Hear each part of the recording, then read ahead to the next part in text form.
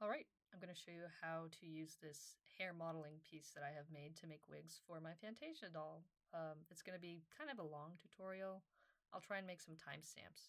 But first thing we're going to do is import the assets into ZBrush. I use ZBrush Core for 3D modeling, but you can do the same thing with Blender or Nomad Sculpt or any 3D software. So I'm going to go to Tool and Import, and I'm going to bring them in. And the piece that I want to start with is going to be Wig Cap B. This is the back of the head. Turn off perspective here. And I'm going to change my material to polyskin.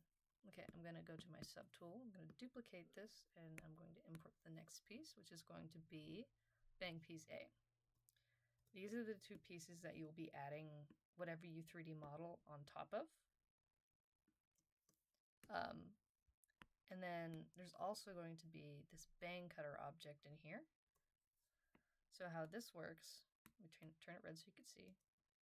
So let's say we sculpt some hair. And I'll make this white. So let's say we make a bunch of really cool hair. And it's super awesome because you all know how to 3D model. Ah, yes, the most beautiful, stunning anime hair in the world. Amazing. Perfect. Okay, so we have this 3D model, right? We want it to go flat up against this. Perfect. Stunning. Amazing. I'm going to add a little bit more geometry to this and Dynamesh it, because we will need a Dynamesh. Alright, you look like Rachel from Case Closed. Perfect. Amazing. I'll pull it back here. Okay, so let's say that this is perfect in how we want it, but when we turn it off, we have all this extra stuff. That's obviously not what we want. That won't fit around the head. So we are going to use the bang cutter. And what I do is duplicate it, turn it onto this little crescent moon shape that makes it a cutting object. I need to make sure it's a Dynamesh. I'm going to do about 300 for that Dynamesh. We need to make sure that the bang is a Dynamesh. 300. I'm going to go ahead and duplicate this object just in case I mess up. And in ZBrush Core, when we want to do a Dynamesh, which is a Boolean cutting task, so you can do the same thing by using a Boolean action in your other 3D software. Some 3D softwares don't have it, but Blender's free and it does. I'm going to be merging my object onto my cutter object. So I'll merge that down, click OK. We will now click Dynamesh and it will cut it.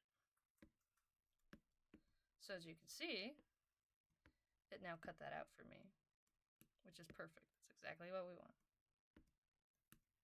So that would be the bang. Let me import the head piece, like the actual head that we would 3D print.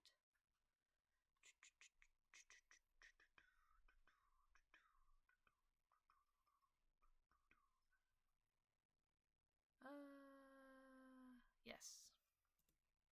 Okay, so here's the head. So now we can see that, oops, this hair piece would go around this head. See, it has this gap here. That's what we want. We want it to have a gap because when you 3D print stuff, if it's touching, it's too close, and because resin will shrink and PLA has those grooved lines and it gets a little bit grippy, so we want that extra space there. So I would say that that bang piece needs to be a little bit cleaner. See how it has this little lip? I prefer the bang pieces to be totally flat. So what I'm going to do is I'm going to just flatten that off right there. Excuse me. I will just flatten that by deleting that extra mesh. Yeah, perfect. Now obviously your sculpted masterpiece would look much better than what I have here. So that would be the bang, and there's not really much else you need to do for the bang except add a peg hole. Actually, we don't have to do that because see this little piece that I have here. What we're going to do is, this is bank piece A, we're going to duplicate it. We will take our sculpted hair, duplicate that, and I'm going to fuse these two pieces together. So I'm going to merge them together.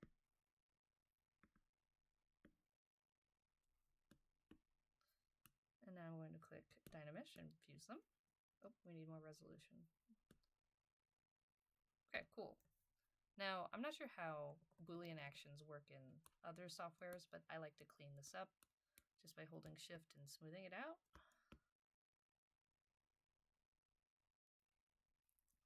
But there we go. That would be our bang piece, and we would just decimate that and make it ready to print.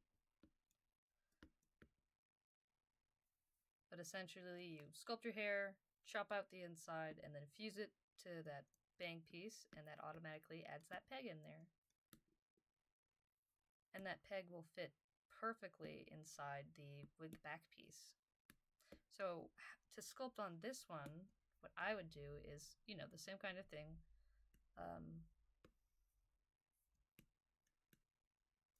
Let me sculpt some hair here. We're going to make this green, just so I can see what I'm doing here.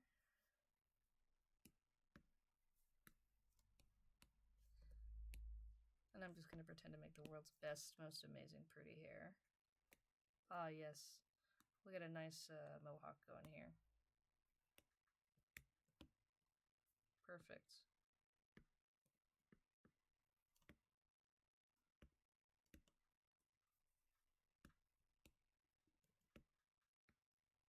Yes, everybody's favorite dream hair.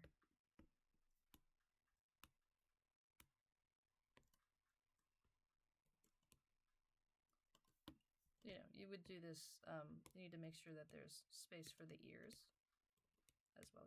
You could do something like that if you wanted. Blah, blah, blah, blah, perfect, long. You would just make your hair masterpiece instead of this monster piece. I'm going to hide the face here so we can see. Now, as you can see, it's going inside this head. We don't want that. I think I included another cutting object. Let me take a peek, see. I didn't. Oh wait, sorry, importing the wrong file. Let's Fantasia wig bang cutter. Yes, okay, so now we're going to import the head cutter. And I'll turn this red so you can see which one I've imported. So what this does is we'll cut out the interior of your back hair. So we've got this beautiful hair sculpted that we've made around our head.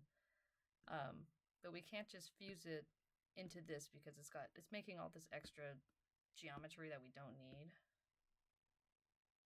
That'll make the back of the hair piece really heavy. So we're going to use our cutter head. We don't need the wig cap, we're going to hide that. We just need our sculpted hair and our cutter head. We will turn the cutter head into a Dynamesh, or a Boolean. We will make this one a Dynamesh / Boolean. We will then merge them down. After making sure in ZBrush Core that this is a Boolean by making it a crescent moon, we're going to merge it down. Then we will activate the Boolean cutter. Bam. We're going to fill this all as white. Fantastic. So now our beautiful hair back is done. So now what we need to do is we just take the wig cap piece, which was this one. This one's all ready to go. And we're just going to fuse your hair to that head back. So I'm going to go ahead and Dynamesh / Boolean these. This is an additive Boolean instead of the removing cutting Boolean. Oops, we need more resolution. Perfect. So now we have our headpiece, or our back hair piece.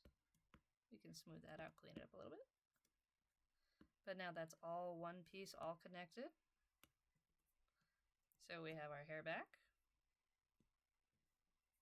And we have our hair front, which I think was this one. The one with a peg in it. Nope. Where is it? Hiding somewhere. There it is. Okay. So now we have the perfect hair back and front. I'm going to go ahead and make them purple, a la Yugimoto from Yu-Gi-Oh! In his honor. Let me hide all these extra layers. So I could 3D print this in this purple color, and then it would fit on my head. And there you go. Now when you make hair, there are a couple things you need to keep in mind. Like, you don't want this to go too far under, because that'll prevent it from slipping on down, because it's got to slip on. You don't want your front pieces and back pieces to be interfering with each other, which is why I try not to let anything go past this point, this flat right here. So I'll keep everything on this side, everything on this side on that side. But that's how I would make a wig for Fantasia. This is a horrifying mess, but there you go. Hopefully that makes some sense. If you have questions, just leave them in the comments below. You can find the headpiece wig pattern part thingy that you just add stuff onto on my Cults 3D.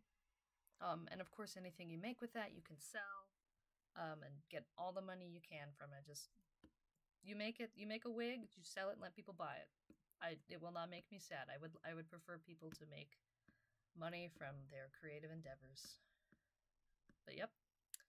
Thanks for watching. Be gay, do crime, but don't do anything illegal.